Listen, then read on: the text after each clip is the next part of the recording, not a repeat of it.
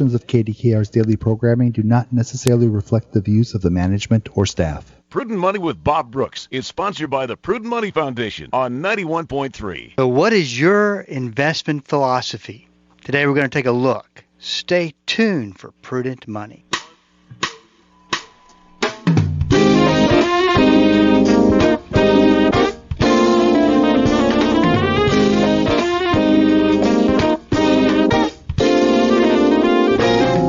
Good afternoon and welcome to the Prudent Money Radio Show. I'm your host, Bob Brooks. Thank you so much for joining me today. You know I do appreciate it. So today I want to have a discussion.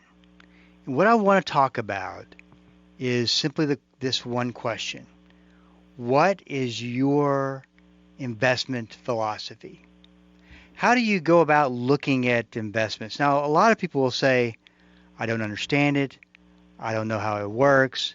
I can't even begin to understand it. I'm not a numbers person, so I don't really know that I have an investment philosophy. I got to tell you, even though reading all the numbers, listening to all the technical information about the stock market can be completely confusing, the good news is when it comes to a philosophy, we can step up a couple of levels, and you don't have to get down into all that, the details as far from the standpoint of the numbers, all the numbers. It's just this is how you feel about investments. This is how you want to go about having your investments managed. And how do you pick out the right fit advisor-wise to help you through the years and keep you on that track for that particular investment philosophy. And that's what I want to talk about today because I just really am concerned as I look at this stock market. And for those of you who've listened to me for a number of years, you know that I have been a student of bear markets and how they work. Because I've always had one of my philosophies is that if you can handle the bear markets effectively and efficiently, meaning not lose a ton of money, then you can, if you can manage the risk, the growth will be there. And it's just so very important. In fact, I've even talked about it being a stewardship principle from the standpoint of managing risk.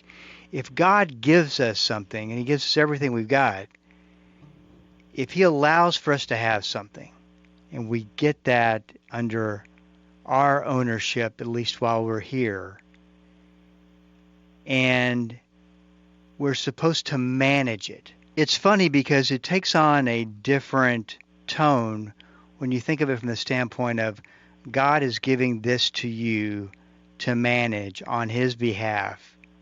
And the goal is to be a prudent steward when it comes to what God has given us.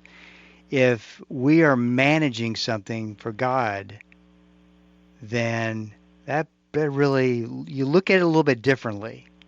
And if you looked at I'll tell you from an overall stewardship standpoint, and I can't tell you that I'm always good at doing this, if you look at your health, if you look at your relationships, if you look at everything that God has given you and allowed for you to have while you're on earth, then you look at it from the standpoint of, hey, I've got to be the best manager of my relationships that I can be. I got to be the best, most effective, prudent manager of my job, of my career. It just takes on a totally different tone, doesn't it? And today we're talking about stewardship of money, which is what usually you think of when you talk about stewardship. And I just really do believe that we're in for a tough period of time here. Can't put a timeline on it as far as length of time. I just know that if you look at today's bear market and compare it to other bear markets of the past, we're on very similar tracks. The characteristics are very similar.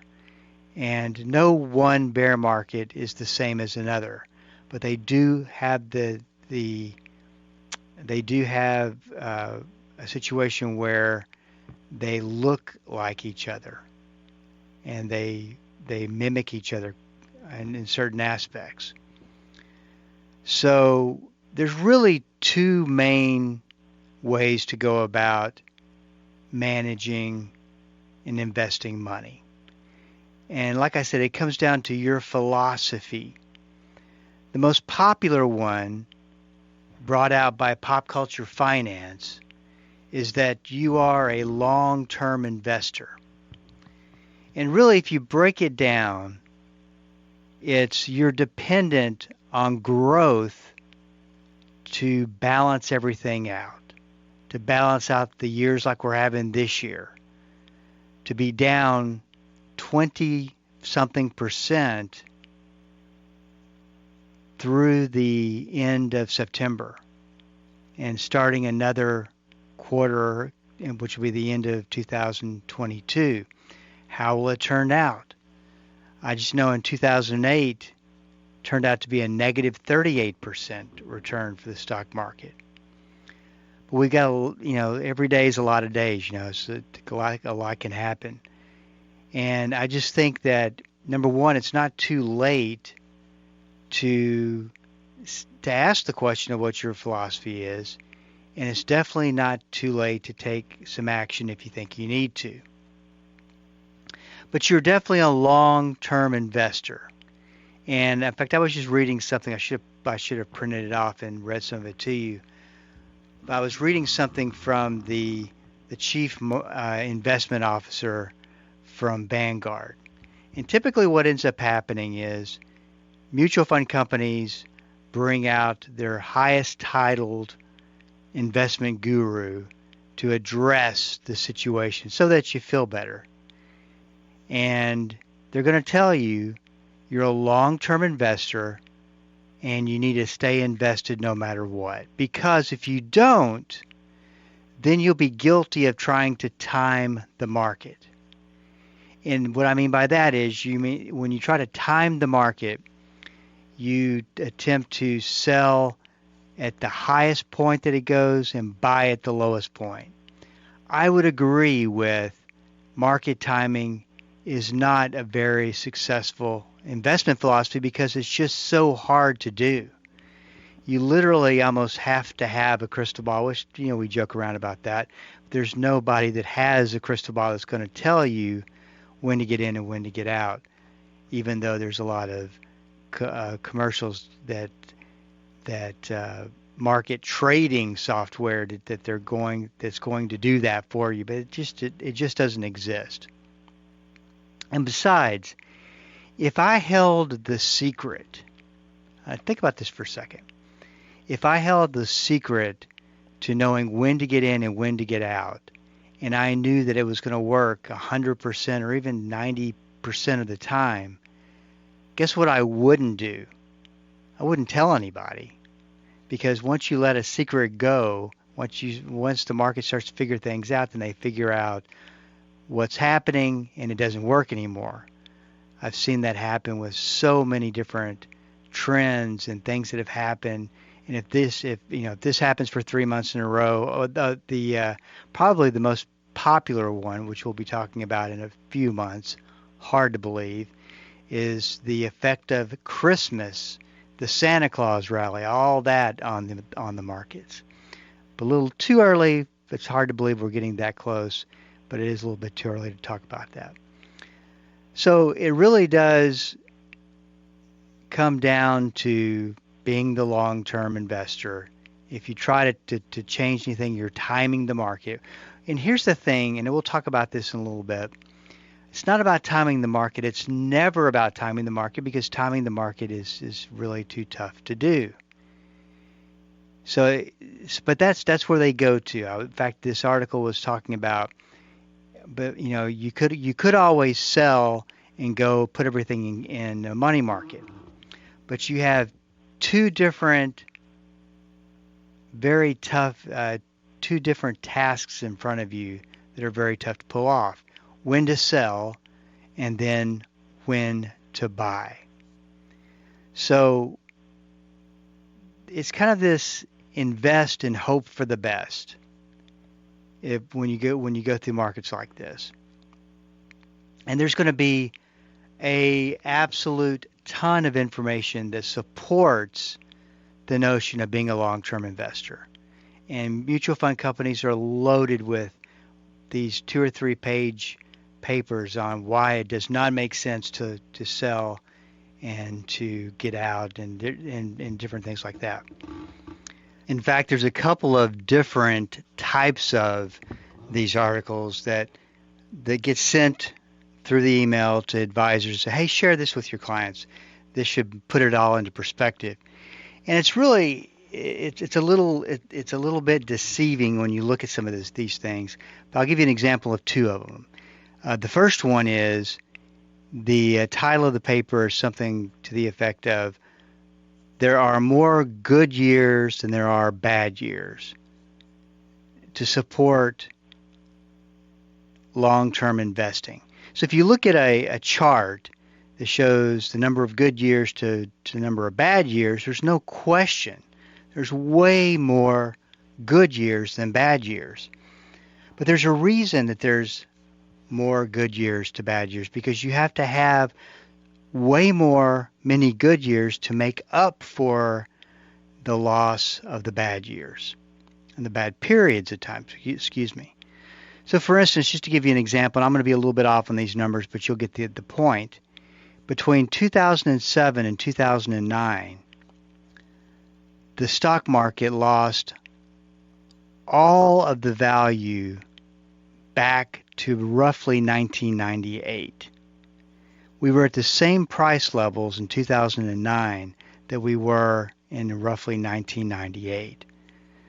That is a lot of years of investment growth that just got wiped out in 18 months. Then there's the other one on market timing, which I'll share with you after the break because we are up against one. Hey, this is Bob Brooks. Stick around. I'll be right back. The Word for Today is excited to announce the new official online home for the ministry of Pastor Chuck Smith and K. Smith, pastorchuck.org. At pastorchuck.org, you'll have instant access to thousands of hours of verse-by-verse teaching by Pastor Chuck Smith from Genesis through Revelation, and full access to special messages on subjects such as prophecy and much, much more. Also at pastorchuck.org, a full library of great teachings by K. Smith, and a section where you can read some of Pastor Chuck's books online, all free of charge. So visit the new official online home of the Word for Today and the ministry of Pastor Chuck and K. Smith, pastorchuck.org. Dynamic, practical, life-changing. There's no point in going to church and not letting the Christ who gave birth to the church on the day of Pentecost change your life. Join us each day as Pastor Paul Shepherd applies the timeless truth of Scripture to everyday life. It's Destined for Victory on this great station. Listen daily, 3:30 p.m. on Bible School Radio 91.3. Hi, this is Kirby Anderson with the Point of View Radio Talk Show. I want to invite you to listen to our program on KDKR from 1 o'clock to 3 o'clock p.m. Monday through Friday. We look at various issues from a biblical perspective. Our topics range from politics and economics to the Bible, theology, and apologetics. We also bring authors and informed experts to the program. We talk about anything that affects your faith, your family, or your freedom. Hope you'll join us every day on Point of View right here on Bible School Radio 91.3. Welcome back. This is Bob Brooks, and you are listening to the Prudent Money Radio Show. Thank you so much for joining me today. You know I do appreciate it. If you've got a question for me, please go to the website at www.prudentmoney.com. Send that question into the Ask Bob section, and I will get that taken care of. That's all at the website, www.prudentmoney.com. One of the other papers that will come out is talks about market timing, when you're trying to successfully time the market at the top and get out, and then time the market perfectly in the bottom to get back in. And I don't want to be misunderstood as you can do that pretty easy. It's impossible almost to do that unless you are extremely, extremely lucky. That I do agree with Pop Culture Finance on for sure, but that's not what we're trying to do. But they'll bring that market timing piece out, and they'll say, look, if you miss the third, I'm just coming up with these numbers off the top of my head, but you'll get the idea. If you miss the top 30 days or the top 30 months of a certain period, then your $1 will turn into $1,000 over a period of time. If you just stayed invested, your $1 would turn into $100,000. And so basically what they're trying to say is that if you try your luck at market timing and you happen to miss just a few of these really good days, you'll definitely hurt your return long term. So I keep getting the copies of these and getting these things in my email. So I always thought to myself, well, why don't they ever determine what happens when you miss the worst days of the market? What about that study? And to date, I've never seen anybody come out with that study. I happen to have a software package at that time that would run an analysis for me. And what I did, because it was easier to do it in months, I took it if you missed the 30 best months in it was a very long time period, then your $1 would have turned into $2,000. If you missed the net, if you were a long-term investor and you stayed invested, your $1 would turn into $300,000 or $400,000. So definitely paid to stay invested. But then I authored a piece that said, what if you missed the 30 worst months? Your $1 would have turned into $8 million. And so that's the inconvenient other side of the story that they don't tell you, but it's for whatever it's worth. The thing though that I don't like about the whole idea of being a long-term investor, not making any changes, not adjusting for risk, just staying invested, is that it becomes a habit. And you can absorb those ups and downs, when you got 10, 15 years left to go. No question about that. You can absorb them if you really wanted, if you had to. But when you get this close to retirement, when you get within 1 year, 2 years or even 5 years of retirement, you can't afford to take these big hits because you don't have the time on your side at this point. And the problem is, if all you know, and I saw this in a big way in 2000, which was the very first big bear market this generation of investors has gone through. And what this generation of investors had lived through prior to 2000, which that bear market lasted 2000 to 2002, is a situation where the market went down, it always came back up. So people who made a lot of money, especially through the technology bubble, retired in 2000, which was the absolute worst time to retire, because between 2000 and 2002, the market lost a total of 45%. It's pretty brutal. And yet, the only thing that you might know at that point is stay in it for the long term. So you would stay invested and you would take that risk and you would get beat up pretty bad. And so there's not an alternative strategy that you've practiced, that you've lived through, that you can call, that you can reference, that you can use. And that's probably my biggest problem with that, because it's a habit. There's no other habit for something else. And this is also illustrated with a hypothetical scenario using, and I'm going to write a blog on this and post it. But it's a hypothetical scenario where you're just invested in the market, the S&P 500, between 1973 to 1998, versus 1982 to 2007.